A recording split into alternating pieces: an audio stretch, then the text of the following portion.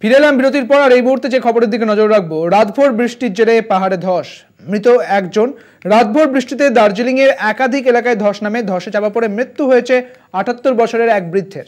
মৃতের পরিবারের আর্থিক ক্ষতিপূরণের আশ্বাস দিয়েছে প্রশাসন। আপনাদের জানিয়ে রাখি, উত্তরবঙ্গের যে বিপর্যয়, ইতিমধ্যে সেই ছবি আপনাদের দেখিয়েছি। উত্তরবঙ্গে টানা বৃষ্টি চলছে এবং দার্জিলিং এ রাতভর বৃষ্টিতে একাধিক এলাকায় ধস নেমেছে। আমাদের সঙ্গে রয়েছেন আমাদের প্রতিনিধি রীনা কুমার। রীনা, উত্তরবঙ্গের পরিস্থিতি একেবারেই কার্যত ভয়াবহ এবং দার্জিলিং এর একাধিক জায়গায় ধসের ছবি উঠে আসছে, কি জানতে পারছো?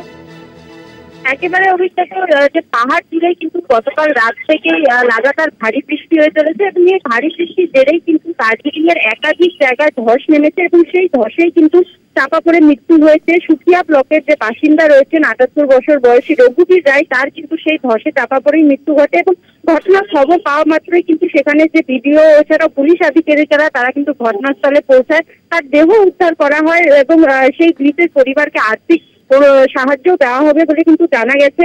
তবে পাশাপাশি তোমাকে জানবো যে এছাড়াও দার্জিলিং এবং সিংতামে যাওয়ার যে রাস্তা রয়েছে সেখানেও কিন্তু রক গার্ডেনে সেখানে ধস নেমেছে, ফলে একাধিক জায়গায় ধসের ফলে কিন্তু রাস্তা যে রয়েছে তা কিন্তু ক্ষতিগ্রস্ত, যার ফলে যানবাহন চলাচল কিন্তু একেবারেই স্তব্ধ হয়ে পড়েছে সেই রাস্তাগুলো দিয়ে। পাশাপাশি তোমাকে জানাবো যে বৃহস্পতিবারও কিন্তু দার্জিলিং কালিম্পং এই দুই জেলায় কিন্তু ভারী বৃষ্টির সম্ভাবনা রয়েছে, ফলে এই যে ভয়াবহ বিপর্যয় তার কতটা ভয়ঙ্কর রূপ নেবে তার কিন্তু একটা দেখার বিষয় রয়েছে।